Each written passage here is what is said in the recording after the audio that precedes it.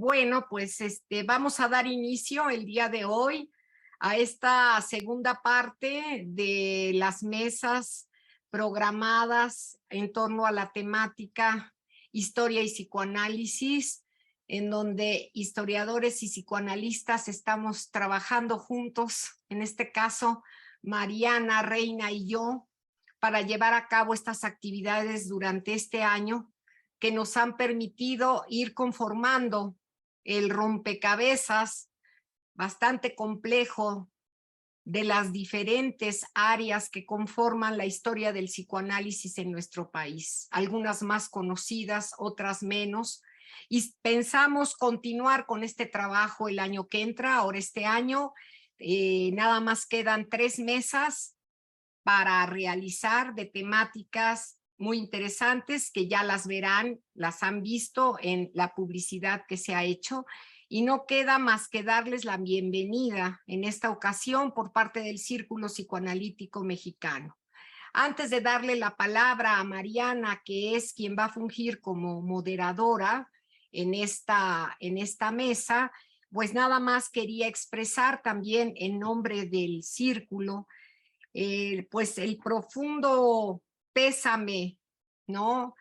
Y la profunda tristeza y consternación por el fallecimiento de Néstor Brownstein, psicoanalista, escritor, colaborador y amigo, argentino de nacimiento y mexicano por decisión, con quien tuvimos de diferente manera cada quien relación estrecha con él, o a través de sus libros, a través de sus conferencias y a través de la actividad intensa que siempre tuvo comprometida con el psicoanálisis. Pues no queda más que hacer mención a esta noticia lamentable. Es una pérdida para el psicoanálisis hispanohablante y bueno, tenemos todo un reto por seguir trabajando en la línea de la historia y del psicoanálisis. Muchas gracias, bienvenidos. Mariana, por favor, si das inicio. Claro que sí. ¿Qué tal? Muchas gracias a todos por acompañarnos. Me sumo al sentimiento de luto. Yo pienso que a nosotros los historiadores del psicoanálisis, pues también, digamos que representa para nosotros una pérdida importante. Néstor fue con nosotros, aquí está Malena, está Martín, ¿no? Fue muy generoso, ¿no? Siempre abierto a los intercambios, siempre atento, ¿no? Una persona muy amable. Entonces, yo creo que pues sí, tenemos bastante que agradecerle. Y bueno, en la mesa, en la conferencia de noviembre, Malena va a poder presentar avances de este trabajo que está realizando, bueno, sobre su trayectoria intelectual un poco y también pues sobre el impacto que tuvo la edición de esta obra clave en su carrera, que fue Psicología, Ideología y Ciencia. Pero bueno, el día de hoy quiero presentar a mi amigo y compañero, ¿no?, de ruta, Martín Manzanares Ruiz, que viene a hablarnos de su más reciente investigación, con la cual, bueno, acaba de recibir el título de doctor en Historia y que ha sido muy premiada, está por publicarse en formato de libro, lo cual celebramos mucho, muy bien merecido, muy bien, Martín. Y bueno, él tiene formación en estudios latinoamericanos por la UNAM, en psicología por la Universidad Autónoma Metropolitana, es maestro en Historia Moderna y Contemporánea por el Instituto Mora y bueno, ahora doctor en Historia por la Universidad Iberoamericana.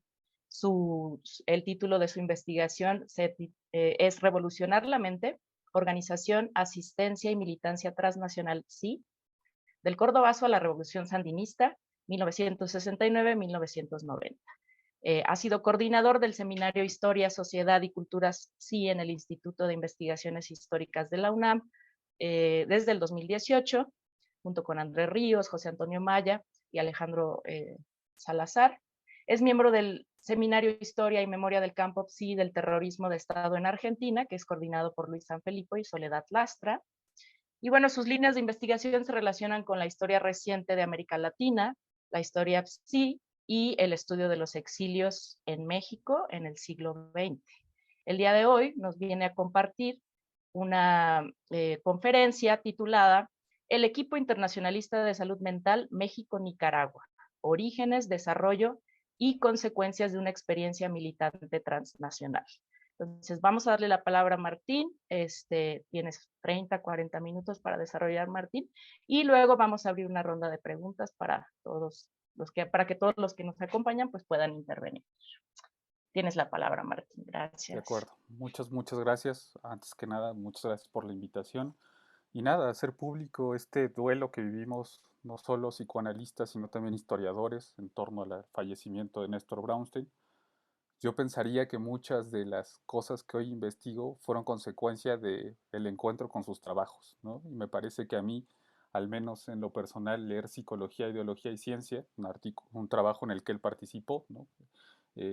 Me cambió, ¿no? Y de verdad, hoy no he encontrado como más que pensar en esta conferencia, he estado pensando todo el día en Néstor, ¿no? O sea, eh, en cómo me posicioné también del mismo recorrido que hizo, ¿no? Pero del otro lado de la senda, con colegas, pero también gente que estuvo en desacuerdo con él, ¿no? Como es el equipo internacionalista de salud mental México-Nicaragua, pero que al final de cuentas trabajaban con un solo propósito, ¿no? Yo no pediría por Néstor un minuto de silencio, sino varias vidas de trabajo, ¿no? En torno al psicoanálisis y la historia.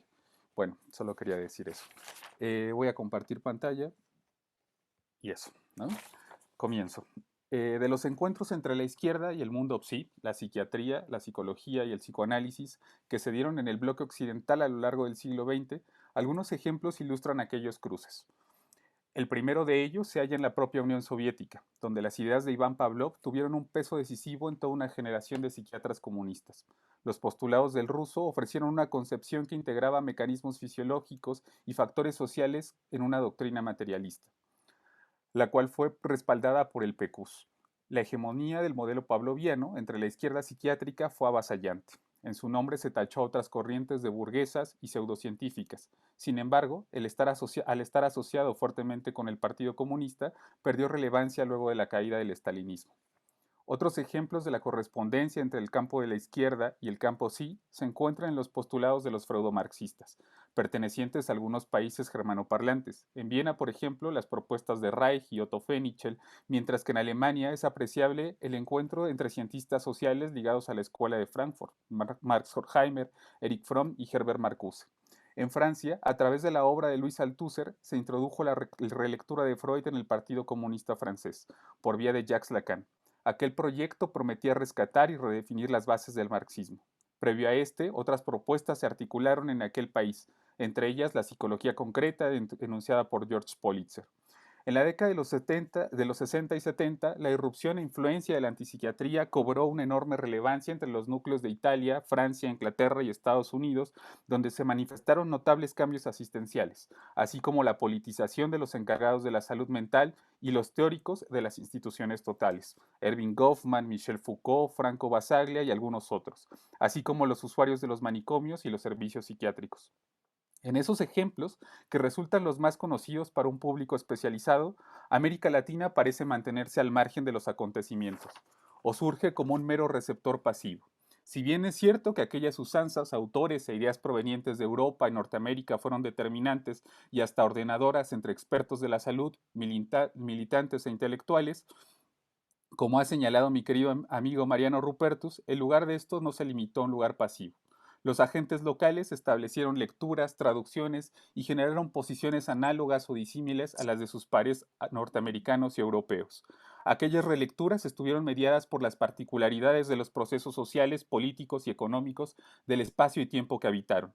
Los latinoamericanos dialogaron, polemizaron y conformaron parte de un movimiento de escala global que reunió en diversos momentos a la izquierda y el campo psi, elementos que conducirían a la revisión de temáticas puntuales como el desarrollo y la atención psiquiátrica y psicológica en la Cuba revolucionaria, los servicios sanitarios bajo el gobierno de la Unidad Popular en Chile, la circulación de las ideas psi en los órganos de difusión marxista, por ejemplo en la revista Mauta, el desarrollo de la psicología social de la liberación en El Salvador, la recepción y reinterpretación de las obras de Gilles Deleuze y Félix Guattari en la región, las experiencias terapéuticas alternativas a los modelos hegemónicos latinoamericanos, la participación de los profesionistas de la salud mental y los pacientes en los procesos revolucionarios armados, los ecos e intercambios de la antipsiquiatría en los diferentes países de América Latina, así como la participación de los profesionistas psi luego de arduos periodos de violencia, como en el caso colombiano, entre otros temas.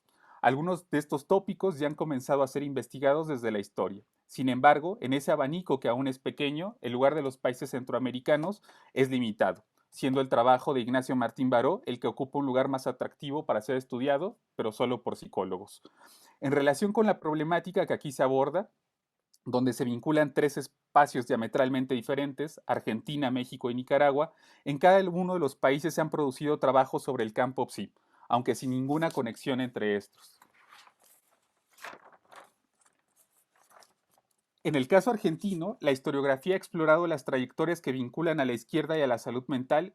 Entre estas investigaciones se encuentran biografías, trabajos que rastrean trayectorias en espacios específicos, el estudio de grupos disidentes o de trabajo, lo que ha dado a espacios dedicados a estos temas. Por ejemplo, derivado de estas preocupaciones, en 2021 surgió el seminario Historia y Memoria del Campo PSI y del Terrorismo de Estado en Argentina, coordinado por Soledad Lastra y Luis Sanfilippo, al que ya hizo referencia Mariana, en donde ha emergido la necesidad de estudiar trayectorias por fuera del marco nacional, particularmente desde el exilio, donde el destierro en México abarca uno de esos puntos, como también Venezuela, Francia, Cuba y España. Sin embargo, continúan siendo de una mayor cantidad los trabajos que se ocupan solo del espacio argentino, omitiendo escalas como la regional que vincularía a esta nación con sus pares en Uruguay y en Chile, por ejemplo.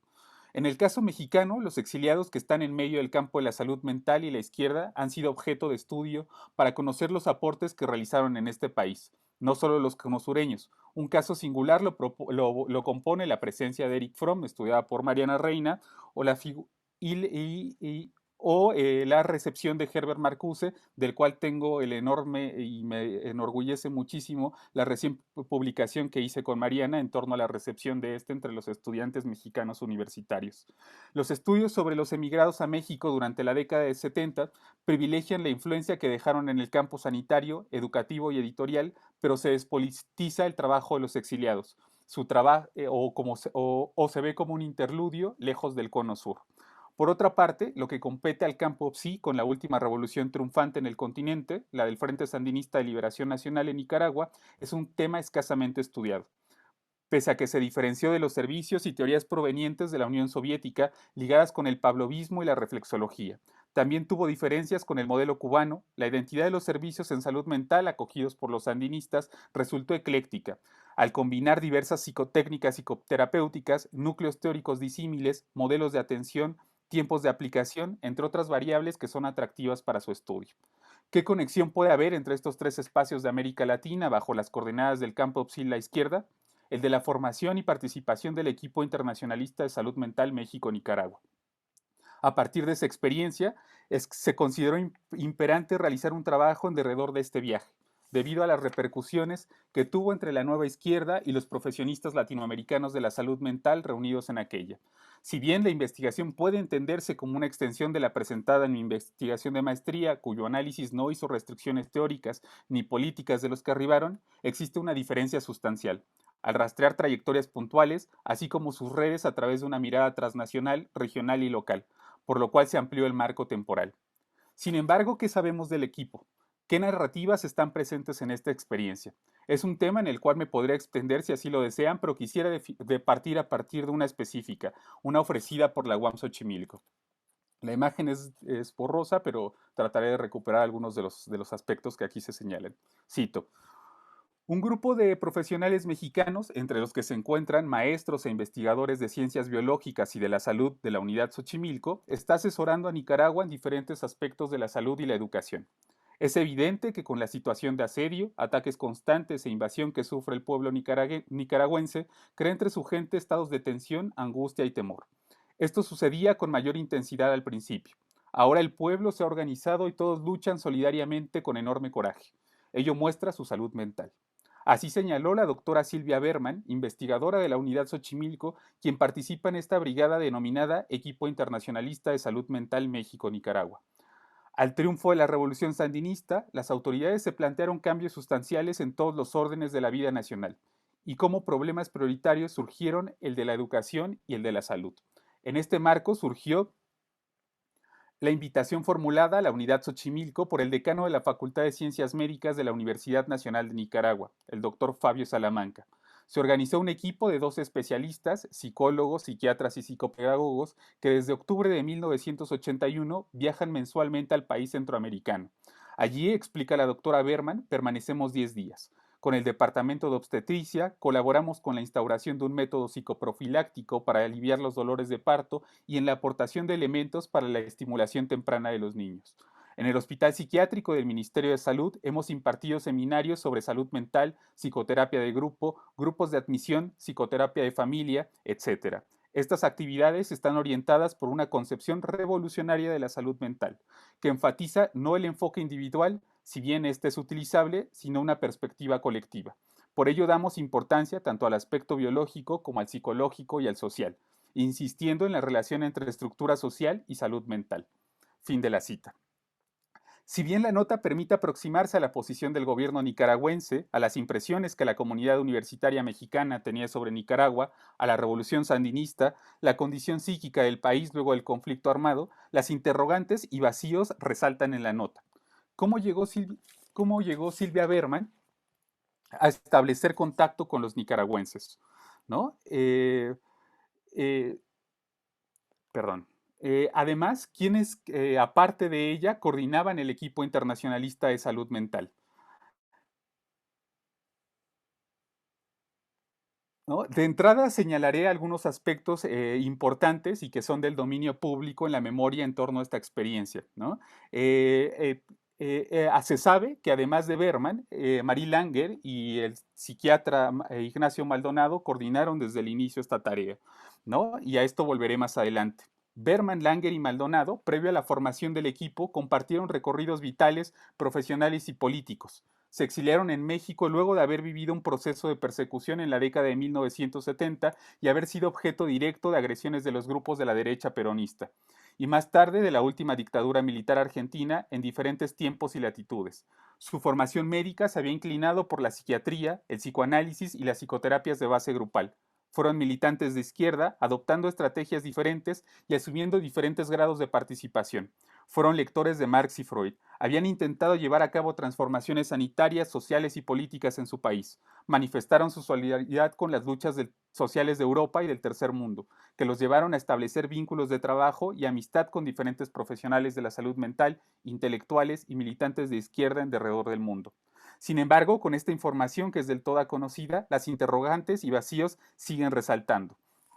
¿No? Insisto, ¿cómo llegó Berman, Langer y Maldonado a establecer contacto con los sandinistas? ¿Quiénes componían el equipo? ¿Por qué la UAM participaba? ¿Qué métodos ocupaban durante esos días? ¿Por qué era intermitente el trabajo? ¿Qué dificultades tenían bajo este esquema? ¿Quién los financiaba? ¿El gobierno mexicano sabía de esto? ¿Cuánto tiempo duró aquella experiencia que es una concepción revolucionaria de la salud mental? ¿Qué servicios de salud mental había en Nicaragua al momento de su llegada? Entre otras tantas dudas que me asaltaron y hoy en día me siguen haciendo ruido en la cabeza. Esas son algunas de las interrogantes a las que trataré de dar respuesta en esta breve participación, y es claro que no la agotaré. Mi deseo es ofrecer respuestas que conduzcan a más preguntas y por tanto a una mayor producción desde la historia, pero quizás las lecciones y el trabajo más importante no sea para los historiadores, sino para la gente ligada a la salud mental. La primera cuestión del cómo llegaron a establecer contacto con los sandinistas se ubica dentro del territorio del exilio y por lo tanto nos obliga a hacer un retroceso al por qué tuvieron que exiliarse en México. Este tema lo he presentado en otras ocasiones y quizás sea también el más estudiado en la historiografía por las consecuencias que dejó tras de sí la migración.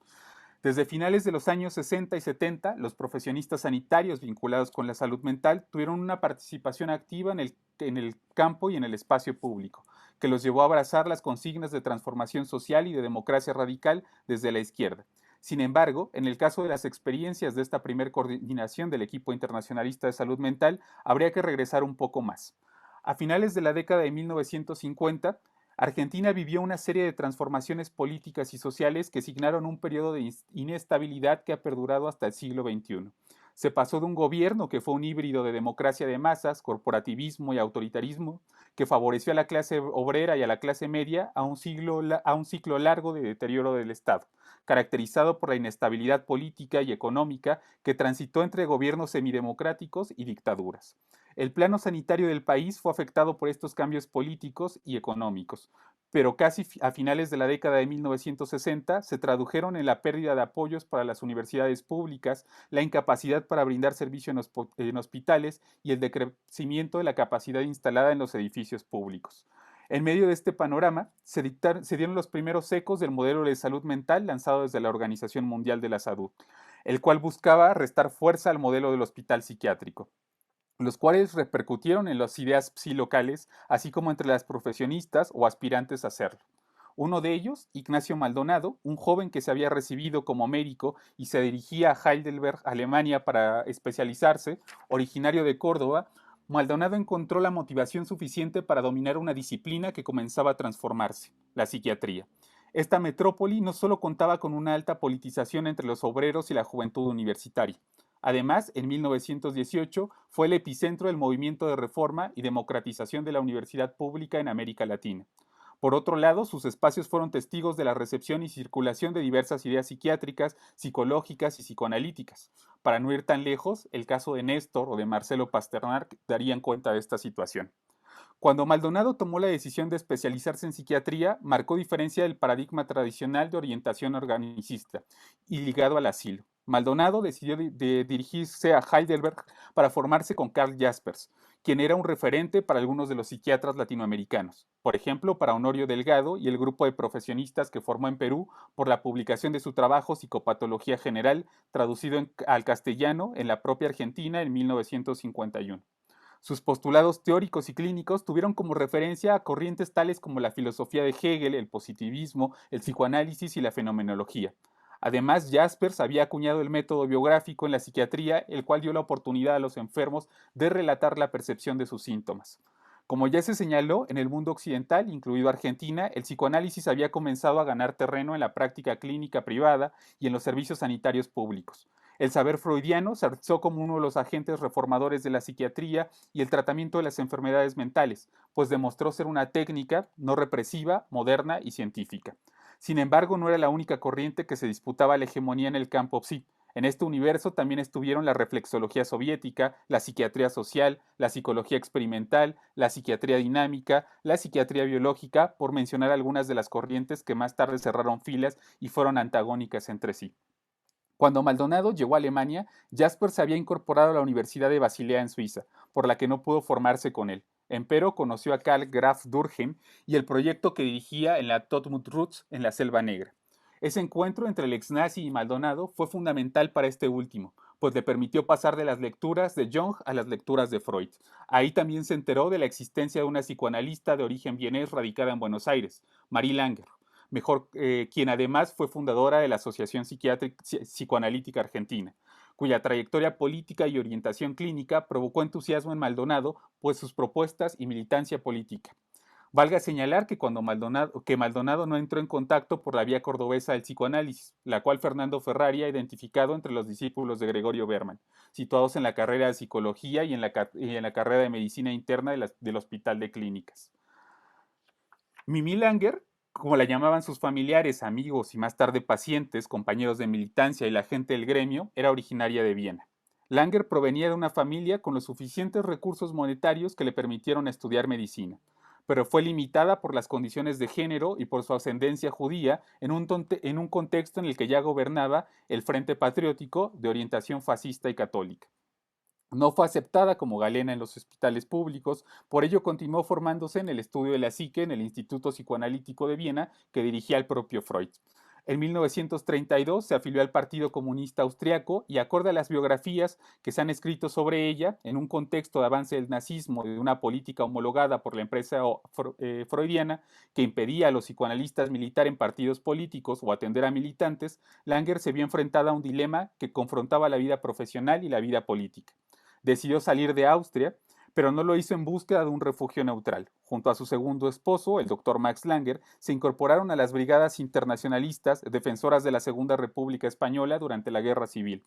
Al triunfo de Franco, la pareja de médicos tuvo que salir del territorio ibérico. Luego de una serie de peripecias, entre las que se encontró la idea de trasladarse a México, llegaron a Uruguay y más tarde se dirigieron a Buenos Aires, donde finalmente se instalaron en el 42. En territorio porteño, Langer retomó su trabajo en psicoanálisis. Cuando arribó a la capital argentina, ya contaba con una respetable trayectoria política y psicoanalítica que le ayudó a establecerse y desarrollarse profesionalmente. Poseedora para ese momento de una experiencia militante que iba del Partido Comunista a las Brigadas Internacionales, donde había desempeñado tareas de organización y asistencia sanitaria.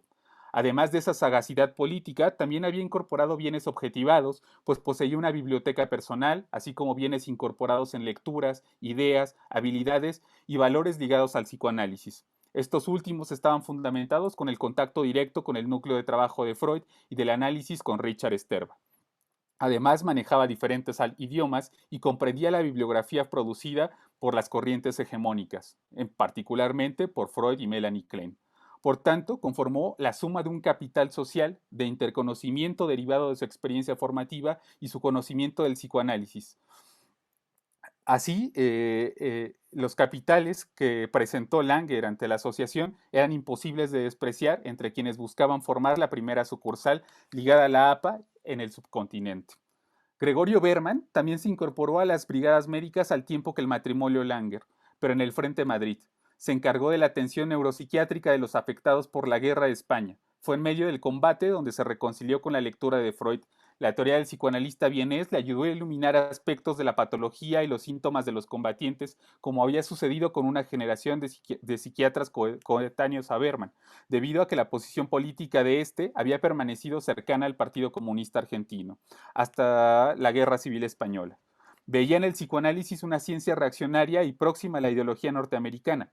Como ha señalado Hugo Besetti, después de España, Berman se fue separado gradualmente del PCA y llegó a ser reconocido como una figura pública de la izquierda independiente y un generador de iniciativas y organizador en las proyecciones sociales de la psiquiatría. Por su eclecticismo de base médica y su marxismo de tintes positivistas, representaba un límite de las posibilidades de construirse en el fundador de una psiquiatría social actualizada. Además, el doctor Berman tuvo 2 hijos que se dedicaron a la salud mental décadas más tarde. Silvia y Claudio Berman. Los hermanos Berman, Barrancos, habían crecido en un ambiente político de izquierda y familiarizados con términos y discusiones psiquiátricas, psicológicas y psicoanalíticas. Las discusiones políticas fueron alimentadas por su madre, Leonilda Barrancos, quien fue una importante sindicalista del magisterio argentino. Leonilda compartía la posición antifascista e internacionalista de Gregorio, la cual materializó con su apoyo a la Alianza Femenina Antiguerra de la República Española. Cuando el matrimonio se separó, ella viajó a Chile durante el gobierno del Frente Popular y bajo el gobierno de Pedro Aguirre Cerda, perteneció al Ministerio de Salubridad. Fue allí donde Silvia, la hija mayor de Gregorio y Leonilda, comenzó sus estudios en medicina y en paralelo su incursión militante al formar parte de la Federación de la Juventud Socialista. Cuando su padre fue arrestado en Córdoba en la década del 40, Silvia regresó a Argentina, concluyó sus estudios en medicina y se incorporó a la vida política estudiantil a través de la Federación Estudiantil de Córdoba.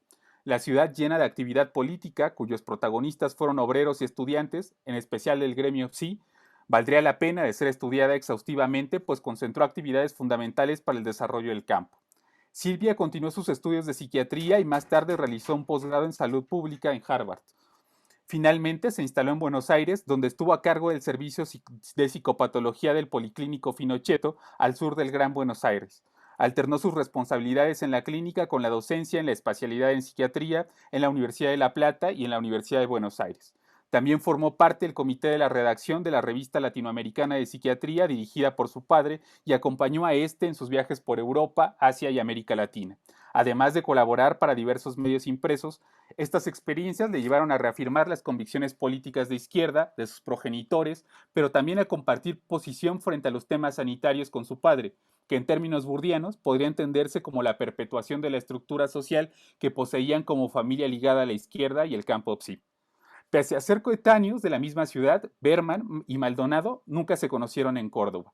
Como casi todos los psiquiatras del momento, Maldonado tuvo muy presente el nombre de Gregorio, por sus incursiones y aportaciones en la psiquiatría y la psicología, así como por su trayectoria política. Maldonado tampoco conoció a Langer en territorio argentino. Contactó con ella en un congreso celebrado en Chile a comienzos de la década de 1960. Fue por Langer que Maldonado decidió entrar a la Asociación Psicoanalítica Argentina y formarse como psicoanalista.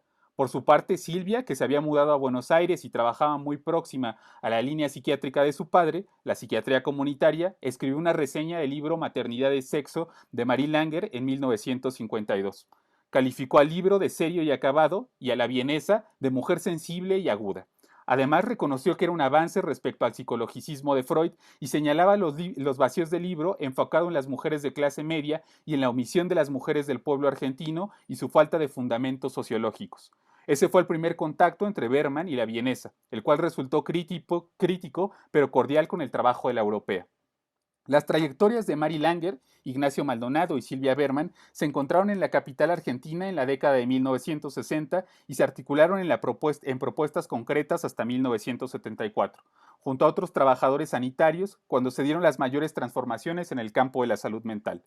Fueron sus posiciones políticas sobre la izquierda, que aunque no eran iguales, sí compartían diversos elementos: internacionalismo, solidaridad, socialismo, entre otras consignas, la organización de los servicios médicos, su concepción de las tareas psiquiátricas, su interés por las reformas hospitalarias y asistenciales, así como la introducción en nuevas técnicas terapéuticas y de rehabilitación, algunos de los elementos que marcaron las rutas que los llevaron a coincidir, aunado a su posicionamiento frente a coyunturas políticas dentro y fuera del país, su acercamiento con el movimiento obrero y con algunos partidos políticos de la izquierda radical, pero también por su apropiación de ciertas influencias culturales foráneas. Fueron estas las razones por las cuales fueron perseguidos.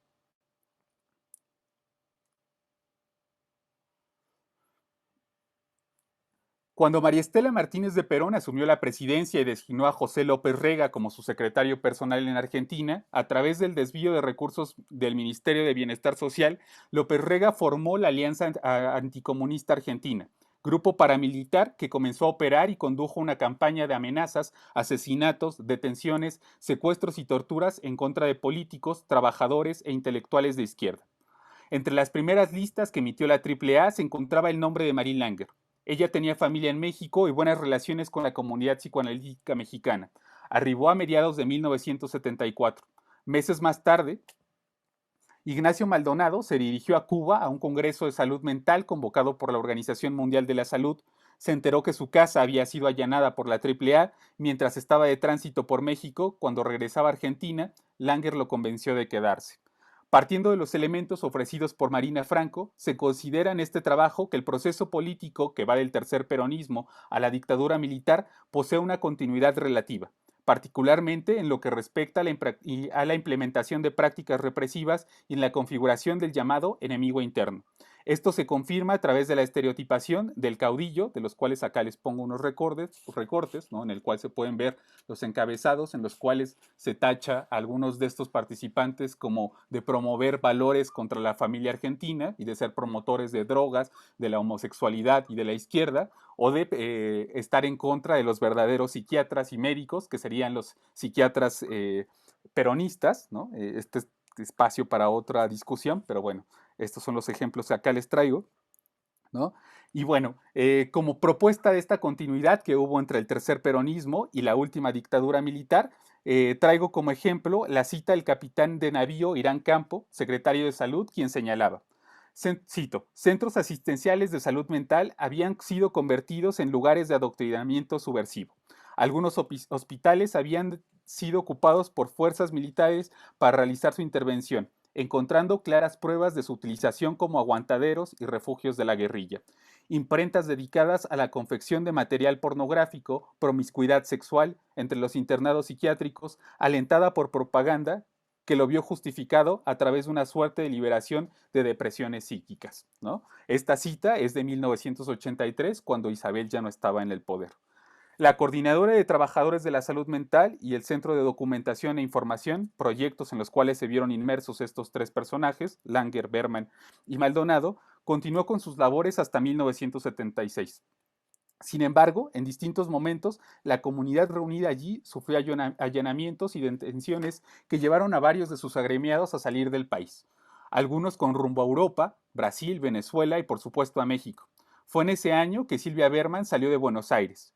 Silvia no era la única militante de su familia. Su hija, Irene Laura Torres Berman, militaba en Montoneros. Cuenta el sociólogo Roberto Achetti en una pequeña biografía dedicada a Irene que los compañeros de militancia la nombraron la turca, por sus enormes ojos negros. Bachetti también sostiene que Irene participó de diferentes tareas, entre ellas el secuestro de los hermanos Jorge y Juan Born, directivos y herederos del grupo Bunge y Born, en el rescate más caro de la historia argentina, que fue pagado y permitió parte del financiamiento de Montoneros en la clandestinidad. A principios de 1976 se convierte en madre y da luz a su hijo Martín Andrés Torrens. Luego del golpe militar del 76 se acrecentó la persecución en contra de los militantes de izquierda y en particular hacia su persona. Los padres de Irene, es decir, Silvia, y sus amigos insistieron en que debía dejar el país con su familia. No obstante, ella y su compañero, a quienes llamaban Andrés, se negaron. Con 22 años fue secuestrada en Capital Federal el 13 de noviembre de 1976, acorde a la pesquisa elaborada por el propio Bachetti, cito: fue golpeada, torturada con submarino seco y vejada al introducirle un arma en la vagina. Sus verdugos saquearon dos inmuebles de su propiedad. Sobrevivientes la vieron en la Escuela de Mecánica de la Armada, la ex-ESMA, con vida hasta mediados de 1978. Jamás colaboró con sus captores y no entregó a ningún compañero. Una situación perceptible si se toma en cuenta estos párrafos de una carta que le envió a su papá y la que tituló Papito Querido, el 12 de octubre del 76, un mes antes de que la secuestraran. Y ahí cita: quiero que sepas que soy la misma, que vos recordarás con emoción, que la Irene de hoy fue la que se fue formando a través de esa y de otras muchas noches de charla, y que la de hoy es la única que podía salir si se tomaba en serio todas esas charlas, y que a pesar de algunas fallas que tiene, está contenta de ser como es y con lo que hace, ¿no? Fin de la cita. El día de su secuestro, una vecina pudo esconder a su hijo, pero de Irene aún no hay certeza de su paradero. Sin embargo, diferentes fuentes apuntan a que fue arrojada al Río de la Plata en los llamados vuelos de la muerte. A partir de esa experiencia, Silvia colaboró directamente con montoneros, desde el exilio, dedicando buena parte de su tiempo a estas labores. Algunos de otros no se dirigieron directamente a México, sino que hicieron un exilio previo, como fue el caso de Leticia Cufré, quien rememoraba: nos fuimos a Brasil, el padre de mi hijo era judío. Salió con los presos políticos del 73. Cuando nació mi hijo, lo levantó la policía en la calle y fue rescatado, porque si no hubiera estado desaparecido. Fue un rescate, no importa. Entonces duramos como un año en Argentina después del golpe militar porque sentíamos como traición irnos, pero después nos tuvimos que ir porque el padre de mi hijo lo buscaban. Cuando estábamos en Brasil siempre hubo una pelea muy fuerte entre los milicos argentinos y los brasileños. Cuando estábamos en Brasil, el segundo año que estábamos, se reconciliaron. Entonces el resultado fue que levantaron y desaparecieron a una pareja que tenía un hijo. Los levantaron en Copacabana y yo me escapé. Ahí fue cuando decidí venirme para México, ¿no? Todos estos ejemplos para hacer notar dos cosas. La primera es que México no apareció como el primer lugar de exilio y de asilo para los psicoanalistas argentinos o del Río de la Plata, también aplicaría para los uruguayos, sino que en muchos casos y en muchos sentidos se ocupó como una opción segura y una opción por la que ya estaban acá otros exiliados, entre ellos la propia Marie Langer, ¿no? Si bien la decisión de abandonar el país, como en la población que optó por el exilio, obedeció a una suma de motivaciones personales, es en un contexto de ascenso de la violencia de poder ejercida por el Estado las causas que llevaron a estos sectores a emprender el exilio. Se relacionan con su orientación política de izquierda, su participación en la vida pública desde la militancia política más tradicional hasta la más radical y el desarrollo de actividades ligadas exclusivamente al gremio, lo cual incluía la consulta psicológica, psiquiátrica o psicoanalítica de algunos militantes de las diversas facciones del peronismo y los grupos armados. Por consiguiente, puede afirmarse que se perseguía a estos trabajadores no por su profesión, aunque el peronismo de derecha asoció, como se dijo más arriba, al psicoanálisis y al marxismo y le confirió una serie de desviaciones, sino por el hecho de ser militantes o asociados con la izquierda, en tanto eran identificados como parte del grupo de ideólogos subversivos. El ataque a la PSI, psiquiatría, psicología y psicoanálisis, no fue generalizado.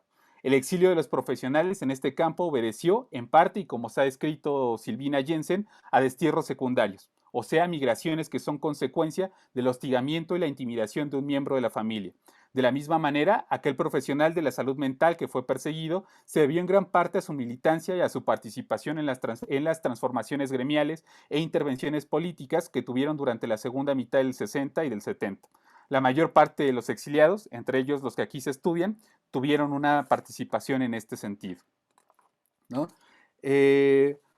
De estas incursiones que abarcaron lo profesional, lo gremial y lo político, resultó relevante la participación de quienes conformaron la conformación del equipo internacionalista de salud mental México-Nicaragua, Marie Langer se presentó como la poseedora de un capital simbólico con mayor reconocimiento en el seno de la comunidad psicoanalítica y contó con un capital social suficiente que la llevó a ocupar cargos importantes en las instituciones del Estado argentino durante el gobierno de Cámpora, así como a establecer alianzas con actores de diferentes campos científicos y políticos, no solo de la Argentina. En Chile también establecieron algún contacto, incluso en la Unión Soviética. Por su parte, Silvia Berman, quien era más joven que Langer, contaba con un respaldo importante debido al linaje familiar. Ser hija de Gregorio Berman sumó un capital científico y profesional que ella multiplicó. Sus padres, el psiquiatra cordobés y la socialista Leonilda Barrancos, su hermano, el psicoanalista Claudio Berman, quien se exilió finalmente en España unos años después. Posiblemente de los tres, Silvia era quien más participación política tenía por fuera de las instituciones y por sus vínculos familiares. Berman fue directora del servicio del servicio de psicopatología del Hospital Policlínico de Finochieto y estuvo al frente de la Federación Argentina de Psiquiatras, además de ser hacia antes de su salida del país parte de la estructura de Montoneros. Por último, el más joven, Ignacio Maldonado, representaba el cuestionamiento y la transformación del psicoanálisis y la psiquiatría social. Su interés por la psicoterapia grupal y familiar aportó a minorar las limitaciones de la psicoterapia psicoanalítica, lo cual ocasionó que se establecieran canales de comunicación que no atravesaban lo freudiano y estuvo más presente en el ámbito del quehacer institucional público. Los tres poseían vínculos con la izquierda y el mundo psi. Fueron perseguidos y obligados a exiliarse por su politización y participación en la arena pública, de tal forma que Argentina constituye el punto de partida de un viaje transnacional cuyas estaciones próximas fueron la Ciudad de México y Nicaragua, con algunas escalas breves en Cuba y otros países de la región latinoamericana. En la capital mexicana, lugar donde se exiliaron, formaron junto a otros psicoanalistas el Comité de Solidaridad dentro del Comité de Solidaridad con el Pueblo Argentino, la Comisión de Salud Mental.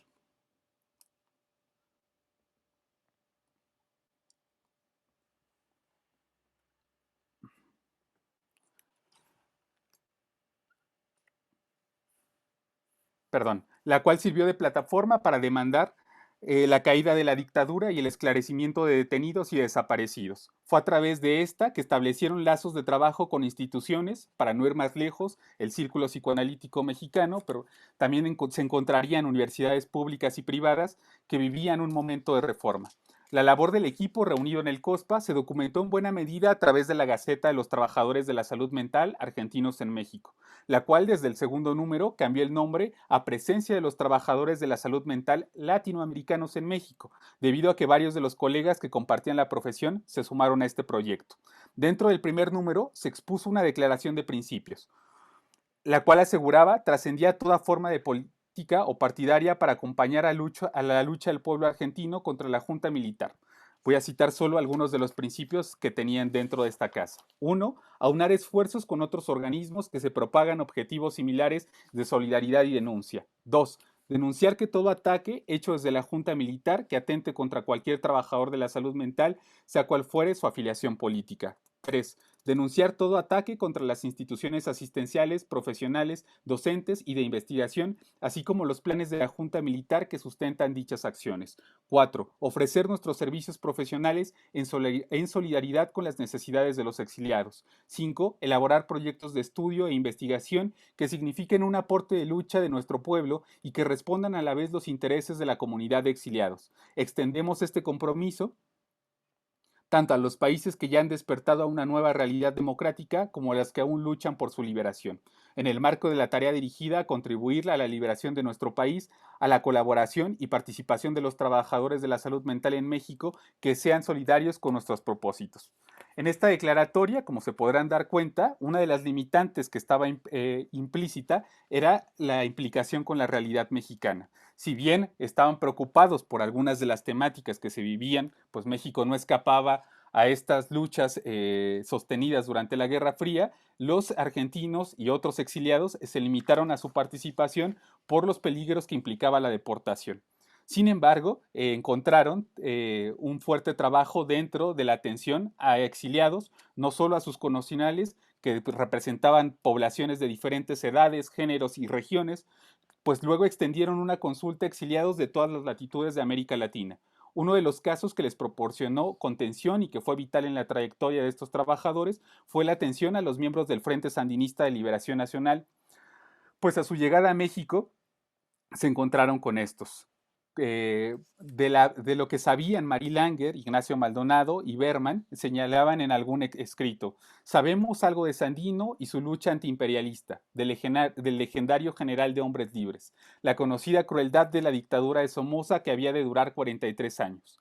Algo nos había impactado. Sin embargo, en 1972, la noticia del terremoto, supimos de la tragedia y que la generosa ayuda de los países jamás llegó a manos de sus destinatarios.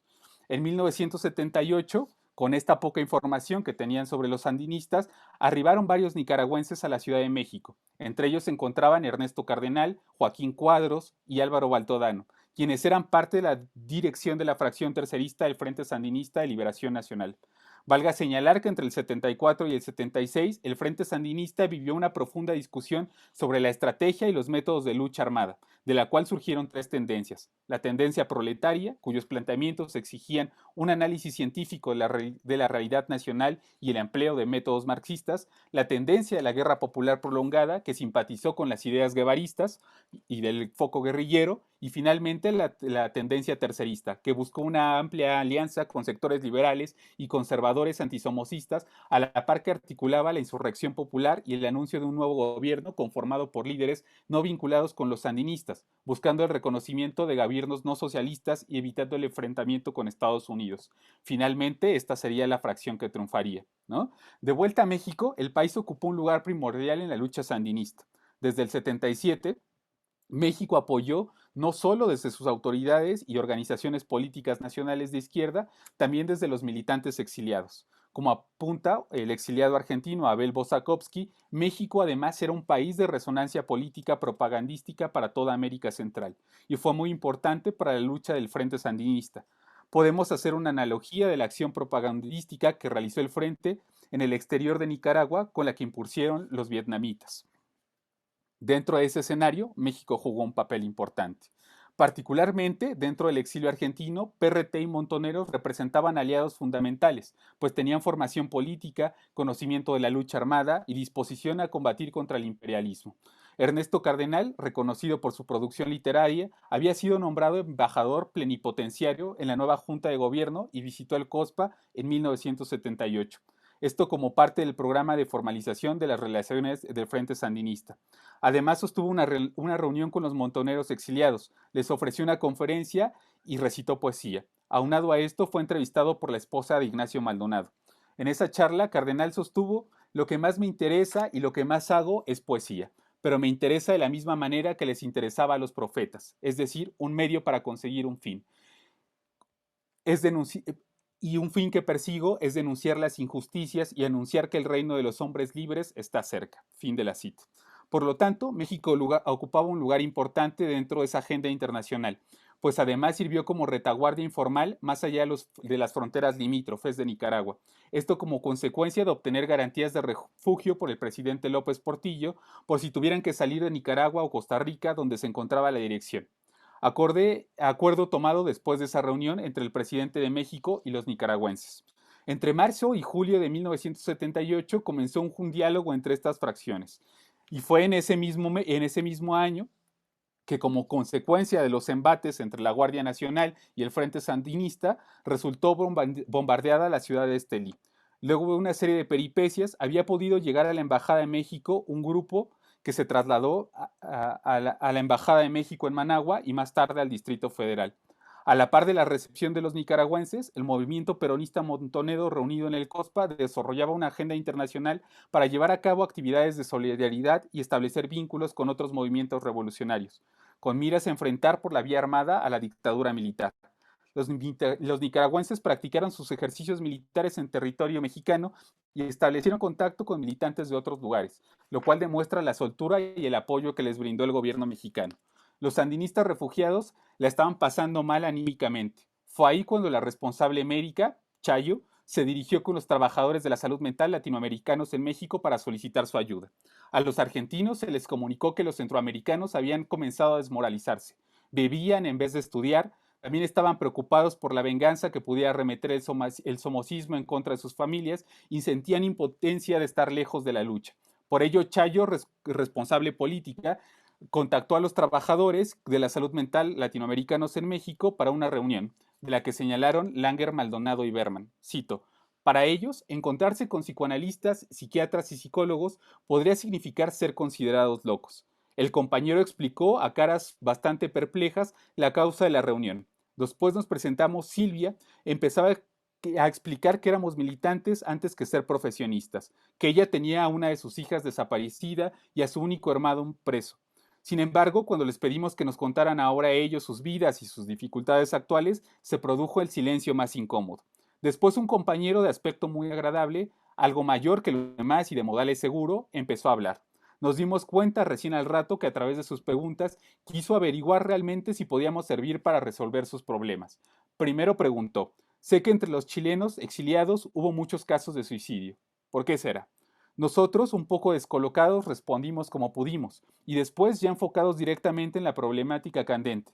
¿Por qué muchos de nosotros, acá en México, empezamos a darle alcohol? Nos sentimos acorralados por esas preguntas directas hasta que uno de ellos dijo que no íbamos a juzgar a nadie, ni a pronunciar sermones, y que ellos, a pesar de ser militantes muy conscientes, tenían muchas causas para sentirse mal, y justo por eso nos acercamos a discutir con ellos su problemática, pero no así masivamente, sino en pequeños grupos. Este sería uno de los primeros elementos que marcó el contacto entre este equipo y los nicaragüenses. Dentro del equipo, los sandinistas acordaron reuniones para tratar las problemáticas que los aquejaban. Las terapias funcionaron de forma grupal e individual. Langer recordaba a su primer paciente. Cito: mi primer paciente fue un muchacho lindo, tímido de 17 años. Recién empezaba a crecerle la barba. Me contó con dificultad que tuvo que asilarse. Pero eso no fue tan fácil ni fue un problema. Esto surgió recién en la embajada. Ahí, esperando el salvoconducto para poder abandonar el país, otro muchacho que también estaba aquí en la casa del niño, local del COSPA, pero que no me iba a mostrar, lo sedujo. Le insistió, hizo de mujer para él. Y ahora que estaba de nuevo en libertad, no sabía qué hacer y se sentía muy mal por lo que había hecho, le seguía insistiendo en que tengan relaciones. Lo vi angustiadísimo. Intenté ayudarle. Le expliqué que era bastante natural que haya pasado eso, como solía pasar también en prisiones y en otros lugares de encierro. Pero le dije, si eso no le gustaba, si eso ya no quería, en ese tipo de relaciones, que se lo explicara al compañero. Se fue aliviando y yo tuve la sensación que había ayudado al muchacho. Fin de la cita. La remembranza de Langer pone de manifiesto que no todo era angustia por la guerra. Había problemas del orden cotidiano que se hicieron presentes y que incluso angustiaron más la posibilidad de combatir. De ahí la necesidad de establecer terapias que no normalizaran conductas, sino que le permitieran el diálogo y la comprensión. Además, da cuenta de que el abordaje con el que se acercaba a la militancia era otro, no como el modelo soviético o el cubano, que habían tratado de erradicar la homosexualidad. Otros de los casos rememorados por Langer también trataban casos en los cuales se presentaba más que síntomas, conductas de machismo, ¿no? Y algunas otras problemáticas que presentaron los militantes que se alojaron en el COSPA. El antecedente definitivo para la formación y participación del equipo internacionalista de salud mental México-Nicaragua se dio poco antes del triunfo de la revolución sandinista, en el marco de la reestructuración del movimiento peronista montonero. Los militantes argentinos de estas agrupaciones dispersos entre México, Cuba y Europa vieron en Nicaragua, como en Irán, territorios que le permitieron tomar experiencias para regresar a combatir a su país y vencer por la vía armada. En el caso de Montoneros, algunos miembros se habían trasladado a México para coordinarse. Se tuvo previsto que desde ahí partirían a la Argentina. Según el historiador Eudald Cortina, el vínculo entre Montoneros y la fracción tercerista del Frente Sandinista se estableció desde 1975. En esa tarea, Ignacio Maldonado jugó un papel importante, pues ocupaba la tarea de la Secretaría de Relaciones Internacionales del propio COSPA. Sin embargo, la situación que permitió este vínculo estrecho entre Berman y el Frente Sandinista se dio con la formación de la Brigada Aidar, la cual no solo estaba compuesta por exiliados en México, sino que también se sumaron algunos exiliados radicados en Cuba, entre ellos Juan Carlos Volnovich, el cual rememoraba, cito: cuando llegué me dijo el nombre, mucho gusto, ¿y usted qué hace? Yo soy psicoanalista. Creo que era la primera vez en la vida que escuchaba la palabra psicoanalista, me refiero a un nicaragüense. Cuando vi que él abrió los ojos como dos huevos duros, entonces me di cuenta de que tenía que aclarar algo más. Y le dije, soy psicoanalista de niños. A lo cual el hombre se quedó totalmente perplejo. Sin decirme una palabra, se levantó y se fue. Me dejó ahí. Seguramente se debe haber ido a consultar a algo. Volvió y me dijo, pero dígame una cosa, ¿usted es médico? Sí, soy médico, contestó Volnovich. Ah, bueno, porque necesitamos un anestesista para el quirófano en el frente de batalla. Pero yo no soy anestesista, pero eso se puede arreglar. Lejos de lo peculiar de la participación de Volnovich, quien formó parte con Silvia Berman de la brigada Adriana Aidar, eh, y quien se formó rápidamente como anestesista en México, su testimonio devela la incorporación de psicoanalistas y profesionistas del campo de la salud mental en el terreno político. El grupo, el de la Brigada Virginia Aidar, ingresó a Nicaragua hasta el 18 de julio de 1979, es decir, un día antes del triunfo revolucionario. La brigada fue testigo de la caída de Somoza y el establecimiento del gobierno revolucionario, en medio de la represión y el clima de derrota para la izquierda continental que había experimentado la izquierda argentina. Si bien el Ejército Popular Sandinista asumió el grueso de las tareas en atención médica, la brigada coadyuvó en tareas en el primer mes de la revolución, las cuales son descritas por Eudal Cortina. En la nueva dinámica de reconstrucción, los esfuerzos de sus integrantes se orientaron a dotar a Diriamba de unas estructuras asistenciales básicas, implementar un plan de salud poniendo el foco en las acciones preventivas y la educación sanitaria de sus habitantes y el desarrollo de acciones para la formación y especialización de personal sanitario local. En este sentido, la brigada puso en marcha un curso de enfermería que le formó durante un mes a 30 mujeres con el objetivo de mejorar la labor asistencial e implementó a una treintena de mujeres en la formación de un taller de pediatría para alumnos avanzados de la Escuela de Medicina.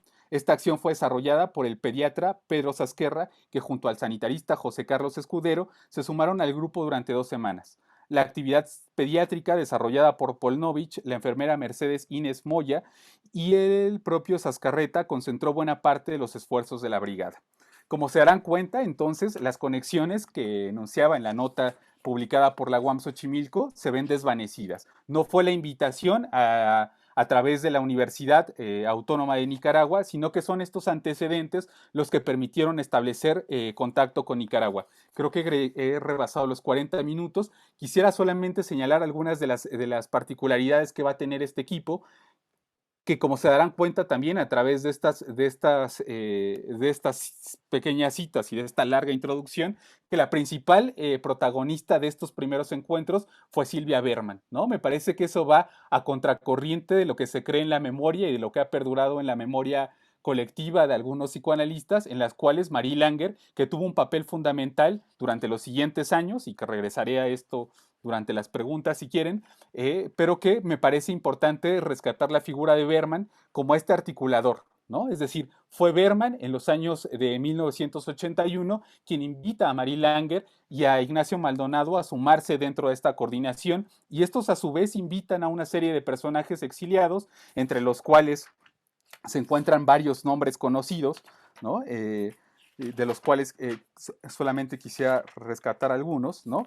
Los que van a permitir participar desde 1981 hasta prácticamente 1991, es decir, ya con la caída del gobierno sandinista, los que van a participar de estos, ¿no? Solamente para cerrar acá, diría, citando a Leticia Cufré, que la selección de aquel grupo se dio de la siguiente forma, y cito: tenía que ser gente que tuviera la capacidad para supervisar casos de salud mental en Nicaragua, por respeto a los nicas. Segunda cosa, que no fueran a descubrir la izquierda y a los pobres en Nicaragua, que tuvieran anteriormente alguna muestra de solidaridad o de empatía, pero que no fuera ese su primer trabajo desde la izquierda o sobre el progresismo. Otra cosa es que éramos todos psicoanalistas, entonces existía el veto, porque el problema es que nosotros no podemos decir no porque es mi paciente, porque eso rompe la confidencialidad. Entonces en el equipo se aceptó que se pudiera ejercer el veto, o sea que alguien pudiera decir que para entrar yo lo veto. No tenías que explicar nada, o en todo caso después hablabas con Silvia o con Mimi en privado y decías, es mi paciente, no puede entrar aquí. Esos fueron los 3 principios. La otra cosa es que estuvieran dispuestos a viajar 10 días cada vez que se viajaba, pues se viajaba 2 veces al año a Nicaragua. La otra cosa es que cuando empezamos a viajar pagábamos el pasaje de nuestro bolso. Entonces, para algunos psicoanalistas que estaban asentados estaba bien. Yo había llegado 3 meses atrás y en mi segundo exilio. Pero entonces había una uruguaya que tenía casa de turismo que nos daba pasaje a 4 meses. Entonces le pagábamos el pasaje en 4 meses y así nos íbamos allá. Por último, se acordó no hablar de política en lo referente al tema argentino, ¿no? Lo señalado por Cufré pone de manifiesto las condicionantes para ser parte del grupo: compromiso político, orientación teórica, aprobación plena por parte de la coordinación y solvencia económica, lo cual representó un reto, pero también demostró un alto compromiso individual. Además, el testimonio pone en relieve las alianzas con otros conosureños ya instalados en el país centroamericano, los cuales fueron indispensables para familiarizarse con el país y para facilitar su estancia. Por último, el tema político sobre los hechos ocurridos en Argentina, pues todos habían participado con diferentes grados en organizaciones políticas distintas, lo que en ocasiones causaba tensiones y discusiones entre la comunidad exiliada. Por ejemplo, la reorganización armada desde el exilio, la cual fracturó los vínculos entre los miembros de las comunidades exiliadas, previniendo situaciones del desencuentro como las que se habían vivido en el COSPA. Lo mejor, según lo pensado, fue evitar las discusiones políticas. Algunos de ellos, como Alicia Stolkiner, ya habían estado en Nicaragua previo a la formación del equipo. Otros tantos, como la propia Leticia Cufré, habían establecido alianzas con estos actores. La Universidad Autónoma Metropolitana Xochimilco estableció el primer convenio para coadyuvar en las tareas de la Universidad Nacional Autónoma de Nicaragua. Berman fue la encargada de poner en marcha un programa que formalizaría la relación entre México y Nicaragua a través de sus instituciones. La Metropolitana, de reciente creación en el Sistema Superior Educativo Mexicano, fue una opción para los jóvenes de las periferias y también para los jóvenes profesionistas que habían participado en los movimientos estudiantiles de la década de 1960 y 1970, quienes ahora desempeñaban cargos de docencia. Particularmente en el caso de los exiliados del Cono Sur, en específico psicoanalistas y psicólogos, la UAM representó un lugar de trabajo. Por ello albergaba buena cantidad de los exiliados como profesores y responsables de los programas académicos. De ahí salieron algunos de los miembros mexicanos del equipo que eran próximos a la figura de Berman. El grupo ligado al COSPA tuvo un peso notable en el diseño, organización y desarrollo de los planes de estudio dentro de la UAM. De ahí que el carácter institucional tuviera, por un lado, la capacidad de recaudar fondos, aunque limitados, de parte del Consejo Nacional de Ciencia y Tecnología, de otras organizaciones y otros financiadores.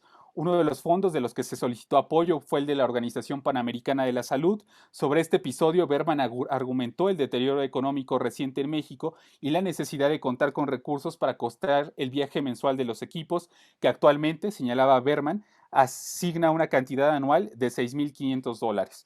Los apoyos monetarios no tardaron en llegar y sería después del 84 cuando la OMS y la OPS apoyaron al equipo. Otro anclaje institucional fue la Universidad Nacional Autónoma de México, donde Langer y Maldonado dieron clases. Otros miembros del equipo también tenían experiencia docente en las aulas en las distintas escuelas de la Escuela Nacional de Estudios Superiores, lo que hoy son las FES, las cuales estaban en las zonas periféricas de la capital y estaban adscritas a la UNAM. En la búsqueda del financiamiento, Marie Langer fue la más activa.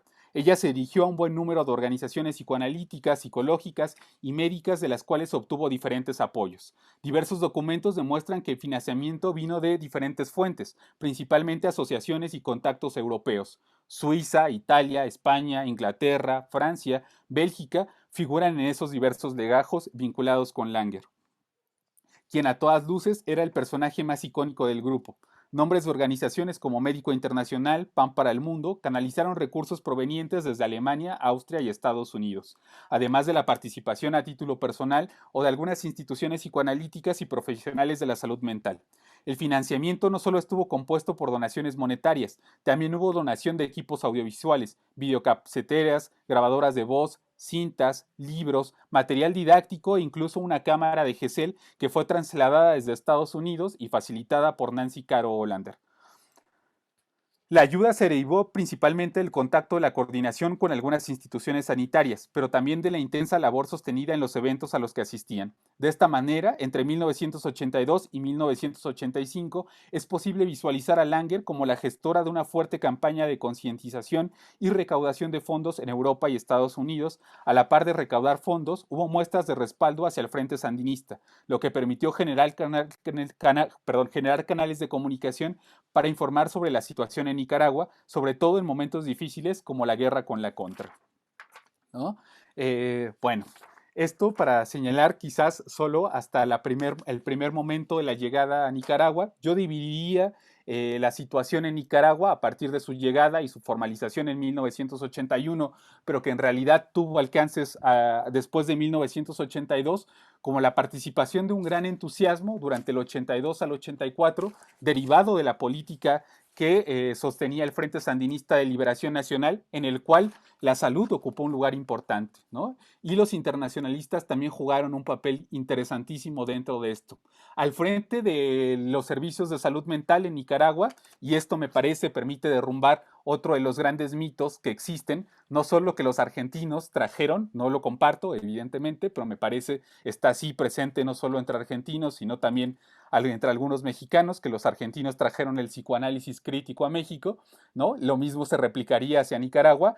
A mí me parece que habría que rescatar la participación de los actores locales. En este sentido, Mario Flores Ortiz, quien llevaba a cabo las principales tareas de organización y de asistencia del Departamento de Salud Mental durante el gobierno de Sandinista de Liberación Nacional, propuso que la ayuda principal, al no contar con recursos, viniera del exterior. Así llegaron no solo equipos ligados al equipo internacionalista de salud mental México-Nicaragua, también se hicieron presentes cubanos, italianos y suizos.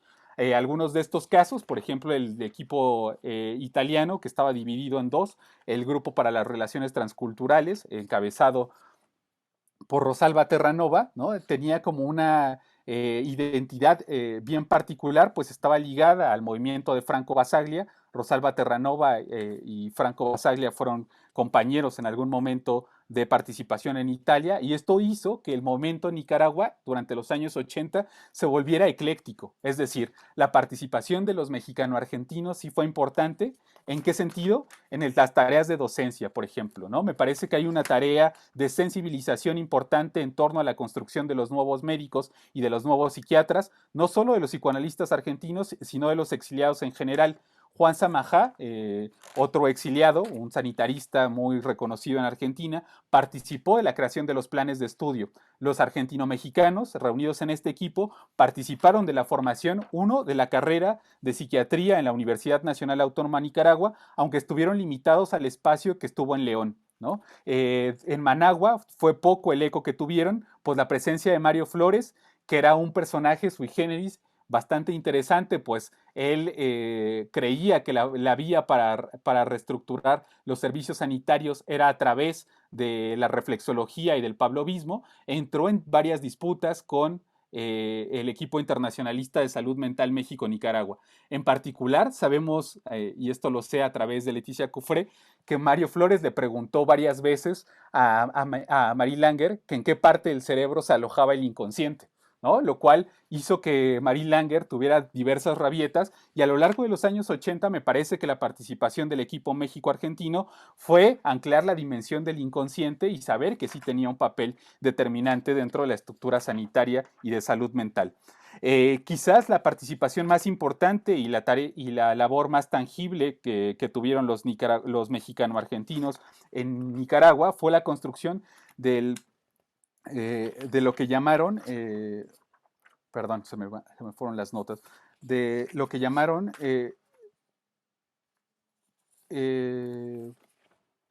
perdón, se me fue las notas, pero lograron establecer un centro de atención psicosocial, el cual era un modelo, ¿no? Que habían promovido los cubanos en una primera instancia, pero el cual se volvió quizás de los más famosos y de los más exitosos en León, ¿no? Incluso lo que se entendía para atender particularmente los mexicano-argentinos lograron establecer un programa para atender familias afectadas por la guerra, en particular en los años que van del 84 al 90, cuando se intensifica la lucha contra la contra, ¿no? Los servicios sanitarios se abarrotaron, ¿no? Y hubo que establecer limitantes para la población de León, la cual tuvo como bastante participación. Y me parece que a partir de 1984, con lo que logro establecer en el trabajo, las tareas van cambiando, ¿no? Aquello que se permitió establecer como labores importantes, es decir, la de formar nuevos recursos sanitarios en salud mental entre los estudiantes y capacitar y actualizar al equipo que ya estaba ahí, a partir de 1984 va a tener un giro radical con el acrecentamiento de la guerra, y el equipo va a pasar a tener una postura de defensa y de propaganda, ¿no? Es decir, el equipo internacionalista de salud mental va a pasar a respaldar el proyecto sandinista, muchas veces de esto sin cuestionamiento, ¿no? Y claramente por los acosos armados y el miedo fundamentado al que se enfrentaron producto del confrontamiento armado. Y bueno, hasta acá yo cerraría con esto. Si quieren las preguntas, regresamos. Bueno, las tres trayectorias escogidas tienen como punto de encuentro la práctica profesional de los saberes PSI, la militancia y el compromiso político durante un periodo complicado pero fértil para su estudio, la Guerra Fría. Representan un buen punto de partida para ejemplificar eso que Aldo Marchesi llama la épica, la violencia y el drama que las luchas políticas adquirieron, periodo en el cual los trabajadores de la salud mental y el uso de las ideas provenientes de este campo tuvieron diferentes empleos.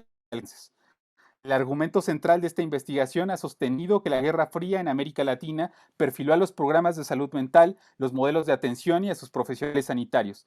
Sin embargo, esas transformaciones estuvieron condicionadas por las propias dinámicas nacionales, así como la posición social de los diferentes actores vinculados en estas discusiones, dando resultados singulares. Se presupone, siguiendo a Greg Grandin, que este periodo unificó experiencias y conflictos individuales, nacionales e internacionales, que bajo el espectro de la izquierda se tornaron experiencias humanizantes y de ruptura. Así, las prácticas y representaciones forjadas en este núcleo político fueron percibidas como de reafirmación de la soberanía individual y de solidaridad social, lo cual se buscó demostrar en este trabajo. Así, Argentina se presentó como el lugar de emergencia en la arena pública, el sitio de la primera organización que combinó la identidad profesional y a la izquierda, donde además hubo un primer acercamiento con la atención sanitaria desde la administración pública. No obstante, también fue el espacio de persecución feroz desde diferentes grupos nacionalistas de derecha. México, país de exilio, sirvió de espacio de cofradía y reorganización para plantearse nuevos objetivos que pusieron como condicionante alejarse de la agenda política del país refugio. Marcó restricciones hacia los extranjeros en procesos locales, pero permitió establecer contacto con las luchas de otras latitudes de América Latina, entre ellas las causas de Centroamérica. Nicaragua se convirtió así en el sitio de un gran proyecto y esperanza de las izquierdas en los años 80, en el que diferentes actores y sus aliados buscaron sumar. En el caso de Berman, Langer y Maldonado, desde un programa de salud mental que requirió de la experiencia acumulada en Argentina y México, pero que se vio frustrada por la intervención norteamericana. Se insiste en que cada uno de estos espacios se presentó como un lugar de posibilidades y de obstáculos, marcados por la propia dinámica de factores locales y una política continental derivada del enfrentamiento de potencias económicas y políticas en turno.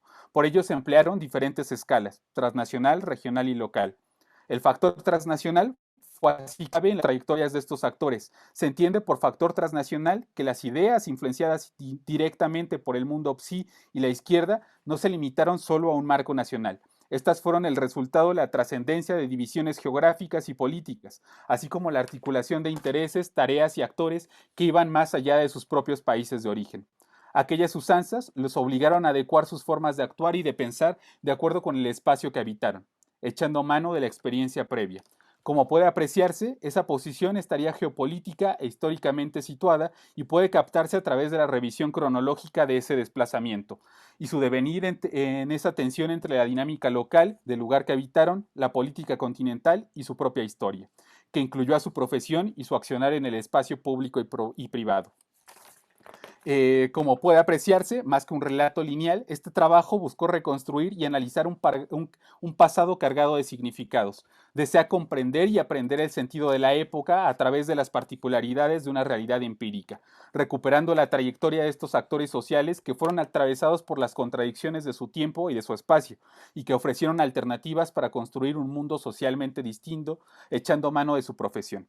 Se considera que la investigación ayuda a pensar el presente de la salud mental y sus profesionales, pues a través de la recuperación de estas trayectorias se puede identificar labores terapéuticas que permiten complejizar la tarea de los trabajadores de la salud mental, de tal forma que el psicoanalista y el psicólogo no se reducen al aspecto de su labor dentro de consultorios y dispensarios, sino que aparecen en escena comprometidos políticamente con su realidad.